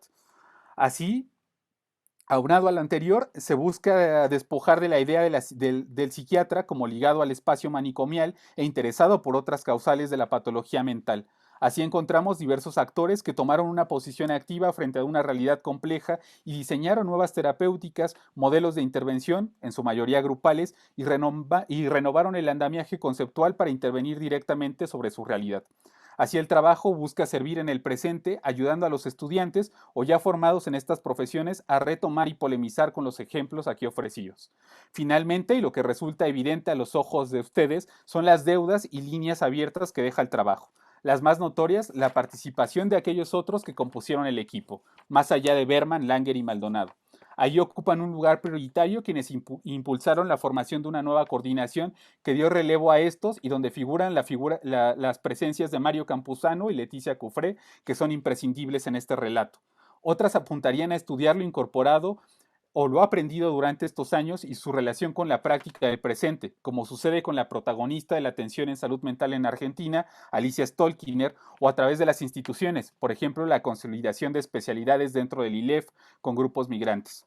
De este trabajo también se desprende la posibilidad de estudiar trayectorias con perspectivas regionales que involucraron a trabajos sanitarios de al menos 3 países, Argentina, Chile y Uruguay, previo a la instalación de las dictaduras de seguridad nacional y durante el desarrollo de estas, pues no todos salieron al exilio. Los puntos de contacto a través de los acontecimientos de región, entre otros temas. En lo competente al campo PSI mexicano, queda abierta la beta de estudiar la formación de profesionales sanitarios, en especial la vinculada con la salud mental de origen centroamericano. También cómo incidieron los protagonistas de esta investigación en la formación de una generación de psicólogos y psicoanalistas de diversas instituciones a nivel nacional. Yo la dejaría hasta acá. Muchas gracias, Martín. Pues sí, entiendo el ímpetu, ¿no? El impulso de querer compartir todo. Nos pasamos un poquito del tiempo con la exposición, pero tenemos todavía un margen bastante amplio para preguntas, comentarios. Me parece un trabajo extraordinario, ¿no? Me da mucho gusto ver reflejadas muchas de nuestras discusiones, ¿no? Compartimos esa tesis de ese impacto que tuvo la Guerra Fría, ese fenómeno de la Guerra Fría cultural en los discursos sobre salud mental en ese periodo de la posguerra y bueno, en lo complejo que es entender pues esa articulación del campo PSI, que hay que pensar necesariamente como este mapa móvil, ¿no? Los exilios dan esa posibilidad, esos intercambios, esos ires y venires, esas trayectorias e itinerarios profesionales en donde se van construyendo nuevas cosas. Entonces, yo te felicito por este trabajo y adelante, tienen la palabra los asistentes, quien quiera comentar o preguntar. Le pedimos al equipo del círculo, por favor, si nos apoya abriendo los micrófonos. Bueno, en lo que se animan, a mí me gustaría preguntarte, entonces, yo creo que con este trabajo logras justificar plenamente esto que ya hemos comentado tú y yo mucho tiempo, ¿no? De que es importante empezar a reconocer en los profesionales del campo PSI y de la salud mental, eh, pues como actor, hay que empezar a reconocerlos como actores importantes dentro del campo de la izquierda, ¿no? Esta idea, se cuestiona un poco esta idea clásica del militante guerrillero o del militante que solamente puede ser miembro del Partido Comunista o de algún otro partido, ¿no? Y vemos cómo desde la práctica profesional, bueno, pues se puede sostener una posición y dar lugar a muchas discusiones, enriquecer todo un campo, ¿no? Sí, yo creo que este trabajo, una de las cosas a las que quise apuntar siempre fue a transformar esta idea del militante de los años 70 y 60 en América Latina, que está justamente vinculado con la guerrilla, ¿no? Con tomar las armas. Y me parece que acá, y haré alusión a una cosa que me decía un profesor, ¿no? Una cosa es hacer la revolución por la vía armada y la otra es construir el Estado revolucionario, ¿no? Y me parece que en esa participación y en esa construcción del Estado revolucionario y de crear y de poner en el centro, como hicieron los sandinistas, a la educación y a la salud, se necesitaba de gente que supiera o que tuviera una idea de cómo se manejaban los servicios sanitarios públicos.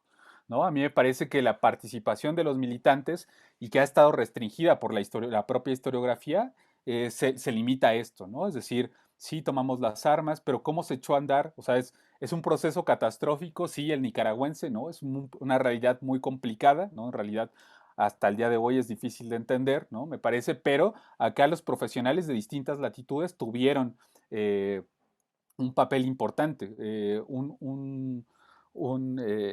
un, profesor de estudios latinoamericanos, presentó la vez pasada un trabajo bien interesante en el cual no solo hablaba de los médicos, ¿no? O sea, sino que hablaba de cómo los militares chilenos, es decir, no los que estaban ligados con la dictadura, sino los que estaban con Allende, participaron también en la construcción del Estado nicaragüense, ¿no? Es decir, haciendo pistas de aterrizaje, ¿no? En este relato, ¿no? En este relato de la construcción del Estado revolucionario, me parece que acá reivindicar la figura de los trabajadores de la salud mental es, es una apuesta nueva, ¿no? Me parece que también necesaria, ¿no? Es decir, eh, cuando les hablaba de este personaje, Mario Flores, ¿no? Decía, y como parte, este discurso no solo está presente dentro de él como especialista en salud mental, está presente en un montón de especialidades médicas, incluso entre odontólogos, ¿no? Que hacen de su profesión una práctica revolucionaria. Decía, hacer la revolución también es hacer la revolución en salud mental, ¿no? Y de ahí que echar a mano de estos personajes que incluyeron, insisto, a un abanico de profesionales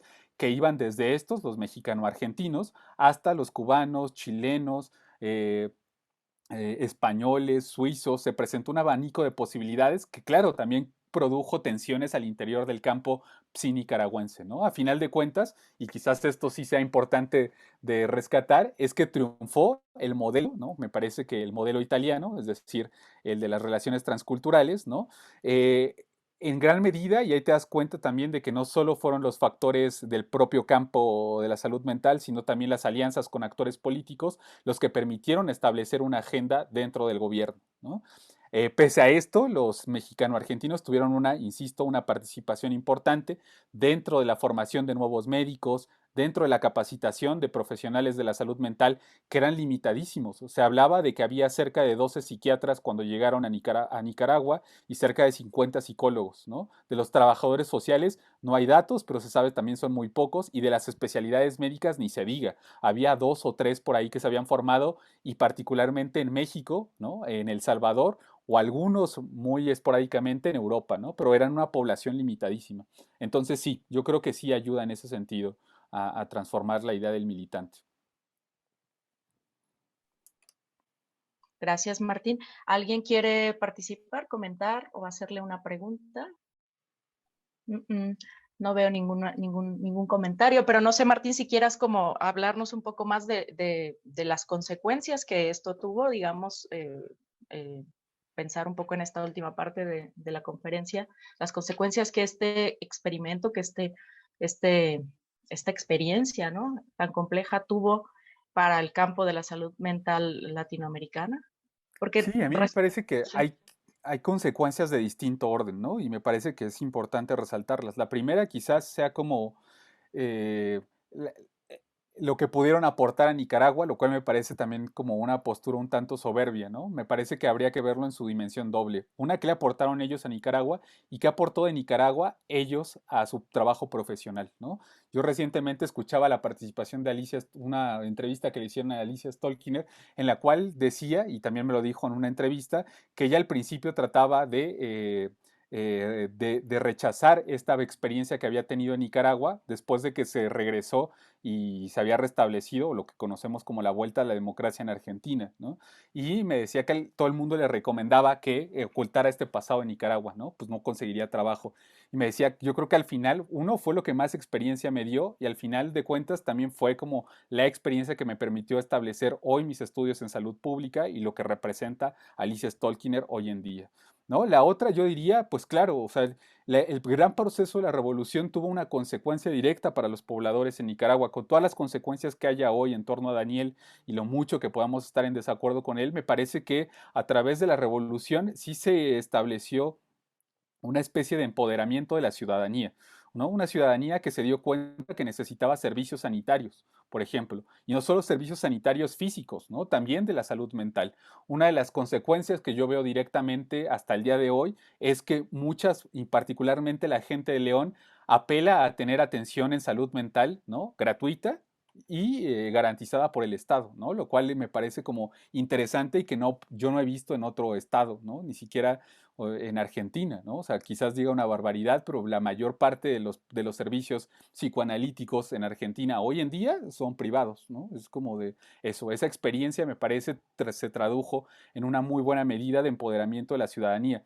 Y no solo de eso, a través de por ejemplo, el equipo estableció contacto con las agrupaciones gremiales, con organizaciones de mujeres, por ejemplo, ¿no? O con organizaciones campesinas, los cuales se dieron cuenta de esto, ¿no? O sea, y estuvieron en contacto no a través de las ideas psicoanalíticas, sino a través quizás de las ideas de atención primaria en salud mental, ¿no? Es decir, prevención, ¿no? ¿Qué es una enfermedad en salud mental? ¿No? Este tipo de cuestiones, ahí tuvieron una importante tarea, ¿no? Me parece que quizás esto delinearía también la posibilidad de saber qué tipo de servicio en salud mental requieres, ¿no? Es decir, necesitas uno conocer qué problemática te aqueja o cuál, según el manual psiquiátrico o las clasificaciones, podrían dictar que tienes. Y después ver la oferta de servicios que tienes, ¿no? Me parece que ahí los mexicano-argentinos jugaron un papel importante.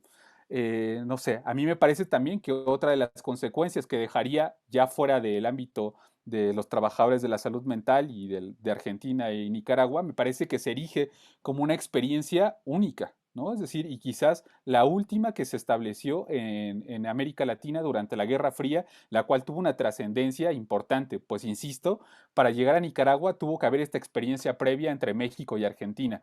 Lo aprendido en Argentina, ¿no? El trabajo con detenidos, con militantes, evidentemente resultó importante. De hecho, muchas de las lecturas recuperaron varios del material durante los primeros años, recuperaron material que habían elaborado en Argentina y lo tradujeron al trabajo en Nicaragua, ¿no? Lo mismo sucedió en México.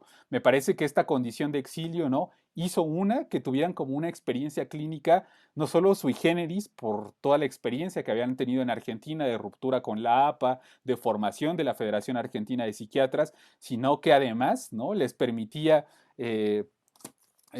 como romper con este molde que el propio psicoanálisis les ofrecía, ¿no? Quería quizás citar, y ahorita la digo, ¿no? Pero tenían una serie de 10 principios para atender en Nicaragua, el cual me parecía como bastante interesante y en el cual se combinan varios elementos.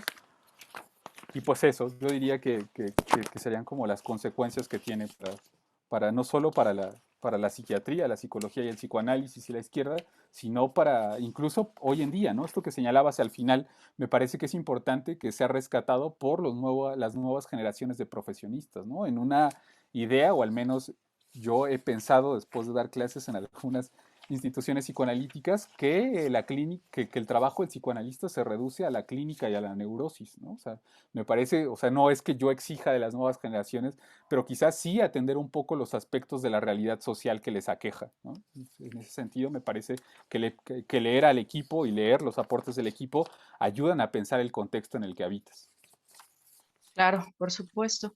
Yo tengo entendido que hay algunos grupos de trabajo que atienden, uno se llama ALUNA, ¿no? Atención psicosocial a defensores de derechos humanos, que, bueno, remite un poco a este tipo de experiencias. Trabajan en México y en América Latina, me parece. Sería interesante por ahí rastrear influencias, ¿no? De pronto.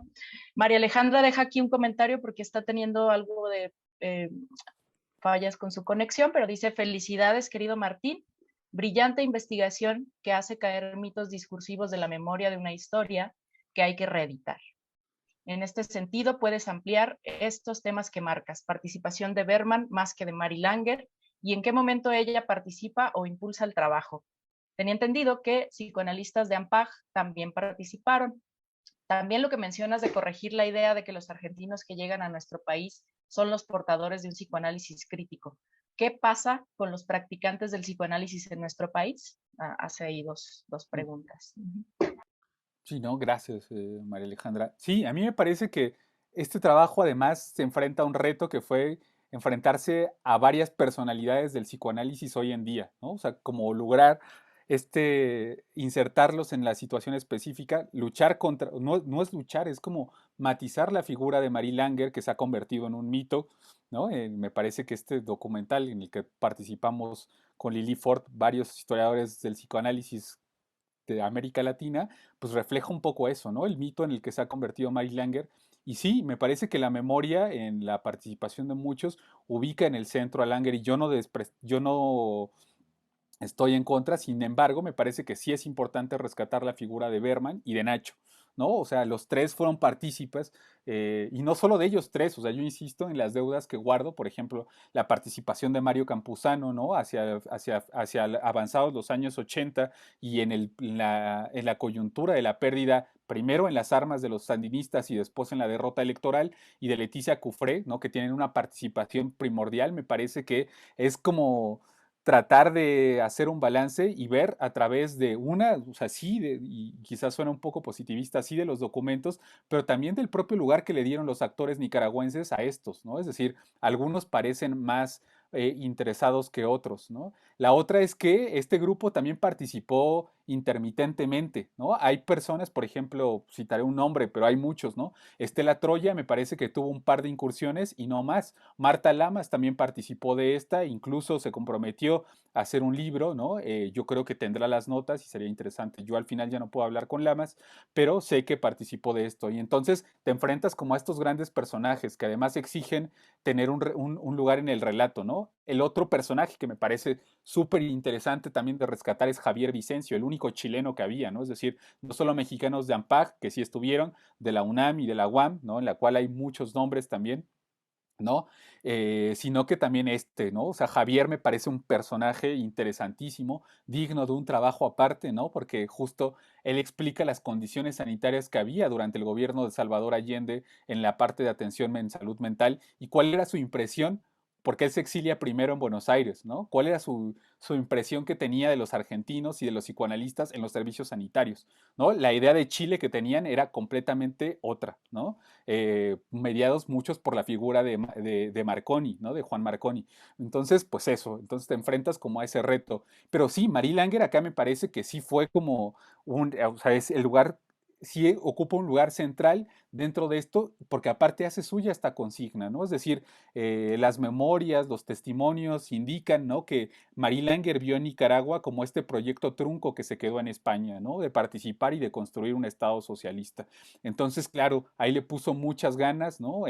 Ustedes recordarán esta participación que tiene hacia el final de su vida, en el cual va a suplir a Julio Cortázar, ¿no? Y en el cual puede hablar del psicoanálisis en Cuba y se entiende también como un parteaguas para que la isla introduzca el saber freudiano dentro del ámbito de la salud mental, pues juega un papel importantísimo, ¿no? O sea, yo ubicaría a Marie Langer como la principal promotora y como la figura pública que se va construyendo, pero de entrada yo diría es Silvia Berman la que tiene ahí una participación que un poco le pide la coordinación a Nacho y a Marie Langer, porque tenía muchas tareas políticas, ¿no? O sea, yo traté de poner el ejemplo de su hija, ¿no? De la turca, no porque goce de narrar como la tragedia, sino porque esto explica en buena parte toda la labor política que tenía Langer desde México, ¿no? Es decir, una plataforma de denuncia en la cual incluso ella pensó en regresar por la vía armada a Argentina a combatir, ¿no? Tenía una agenda de denuncia y de participación con montoneros importante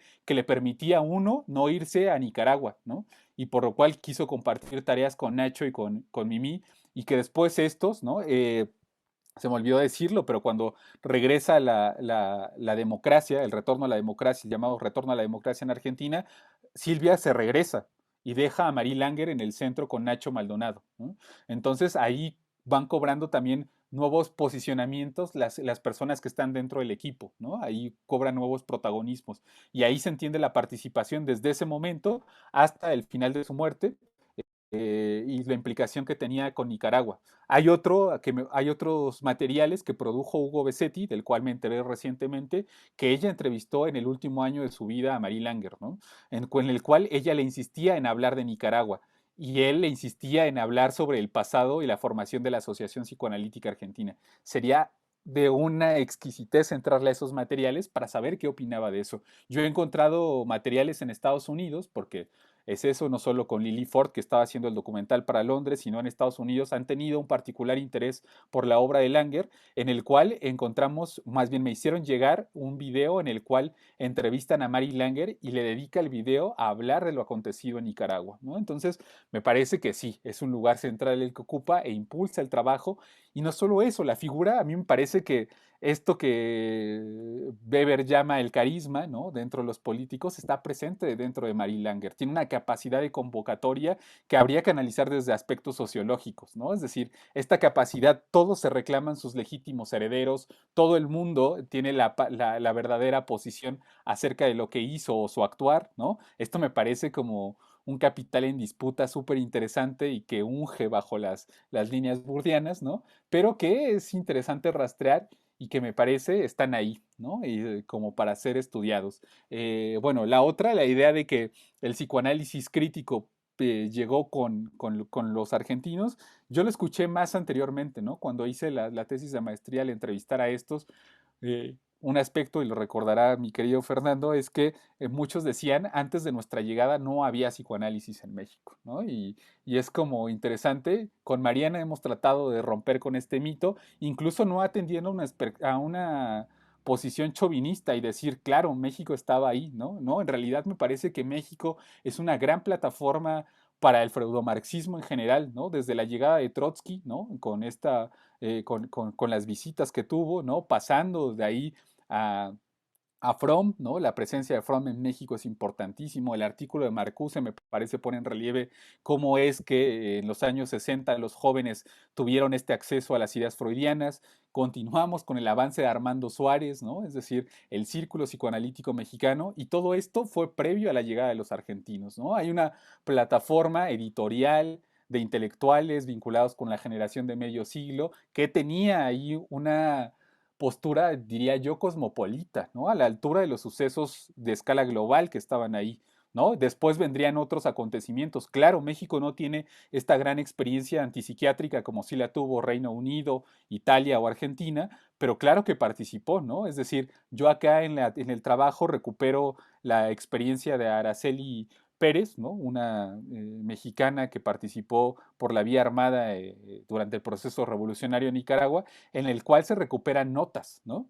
Se recuperan notas en las cuales ella habla acerca de este foro en el que participó Franco Basaglia, Igor Caruso, Marie Langer. O sea, ahí te das cuenta como, y esto es previo, insisto, al exilio de los argentinos. Yo no quiero desprestigiar ni quiero sonar xenofóbico, son grandes amigos, ¿no? La muerte de Néstor me causa un gran pesar, ¿no? Lo mismo con Marcelo, ¿no? Es como de, o sea, la gente, pero claro, ¿no? O sea, también habría que poner como, me parece que es un lugar importante dentro de la historia, matizar, ¿no? Es decir, esto que tú llamas un mapa, ¿no? Un escenario en el cual hubo contribuciones y diálogos que solo se entienden en esa discusión y en ese intercambio entre mexicanos, argentinos, latinoamericanos, ¿no? Incluso en algún momento con norteamericanos, insisto, ¿no? O sea, se polemizó con ellos, ¿no? Es decir, no se mantuvo una posición pasiva frente a este tema, ¿no? En realidad, los latinoamericanos formaron parte de esa agenda internacional de la nueva izquierda en los años 70 y 80. Precisamente sí, ese es el trabajo que nos toca ir consolidando, Martín. Pues dice Ricardo Leonel Santos, dice, interesante aporte e investigación. Griselda, antes de marcharse, también te decía que muchas gracias por tu trabajo. ¿Alguien más tiene alguna intervención, pregunta? No veo nada. Si no fuera así, pues me parece que podríamos cerrar aquí, ¿no? Y yo los invitaría pues a leer, claro, el trabajo ya está disponible públicamente en tu perfil de academia, ¿verdad, Martín? Sí, en la página de la Ibero también, como También. es un recurso con Sí, recursos las del tesis CONACYT, son podrían. públicas, entonces se pueden descargar libremente en los portales de las universidades, pero bueno, Martín también tiene su perfil por ahí y pues ya esperaremos que también salga en formato de libro para que circule más ampliamente, pero sí es una aportación importantísima al campo historiográfico, a varios campos historiográficos, pero sobre todo, bueno, pues a este que trabajamos en conjunto aquí con el Círculo y con María Alejandra. Dice... Seguía diciendo Ricardo Leonel que guarda mucha relación con lo acontecido en República Dominicana en los años 70 y 80. Mire, yo Gracias. creo que ahí, por ejemplo, la deuda de los países de Centroamérica y del Caribe, conocer estas experiencias, resulta primordial, ¿no? O sea, incluso como crítica a mi querido Andrés Ríos y a Mariano Rupertus, en este nuevo libro que acaban de sacar sobre experiencias manicomiales, la ausencia de Centroamérica y el Caribe, a diferencia por ejemplo, de los clásicos Chile, Argentina, Brasil, México, está ausente, ¿no? A mí me parece que ahí hay una chamba impresionante y para los países centroamericanos es importante el cambio que hay que, ¿no? México y la Castañeda, que esta es una de las cosas y adelanto como de uno de los temas que me surgió a partir de ahí, es ver cómo los países centroamericanos tomaron a México como un modelo de modernización alternativa, ¿no? Es decir, Ujú. muchos de los médicos centroamericanos se formaron en la Castañeda, ¿no? Ujú. Entonces, puf, a mí ese tema, no tengo el gusto de conocer a Ricardo Leonel, pero puf, con gusto lo conversamos porque me parece que es una deuda ahí impresionante, no solo en términos de psicoanálisis, ¿no? Sino en términos de la salud mental en general y de instituciones y de atención a la salud mental, es interesante y necesario lo que hay, ¿no? Entonces, eso. Sí, estoy de acuerdo contigo. También tenemos a Norma Zavala desde Guatemala. Dice, muchas gracias, muy interesante. Saludos desde Guatemala. Sí, es un trabajo, o sea, lo que me parece también valiosísimo de esta tesis es que abres, digamos, propones por dónde seguir, ¿no? Por dónde continuar la investigación. Como dices, pues hay mucho por hacer. Y bueno, pues a eso nos abocaremos. Dice Giselle Gómez, muchas gracias por compartir tu investigación con nosotros. Una explicación espléndida, Martín. Dice Benigna Tenorio, me gustó mucho el trabajo. En los 70 estuve en la Ciudad de México y conocí a Mari Langer y a los argentinos Armando Bauleo y Juan Carlos de Brasi. Gracias, Benigna. Bien, pues si no hubiera ninguna otra pregunta, participación, cerraríamos aquí. Les agradecemos muchísimo que nos hayan acompañado, a Martín por regalarnos esta magnífica exposición. Y bueno, los esperamos, dice así como el trabajo de la UAM de Margarita Vaz. Era algo que le faltaba decir a Benigna. Los esperamos en el mes de octubre con una mesa de diálogo sobre el nacimiento de las redes clínicas en las instituciones y en noviembre, la última actividad del año, Malena Alfonso, que ahorita está por acá, nos hablará sobre esta obra, ¿no? De psicología, ideología y ciencia y pues lo que significó también para el campo sí, latinoamericano. Entonces, pues buenas noches, muchas gracias a todos y hasta pronto.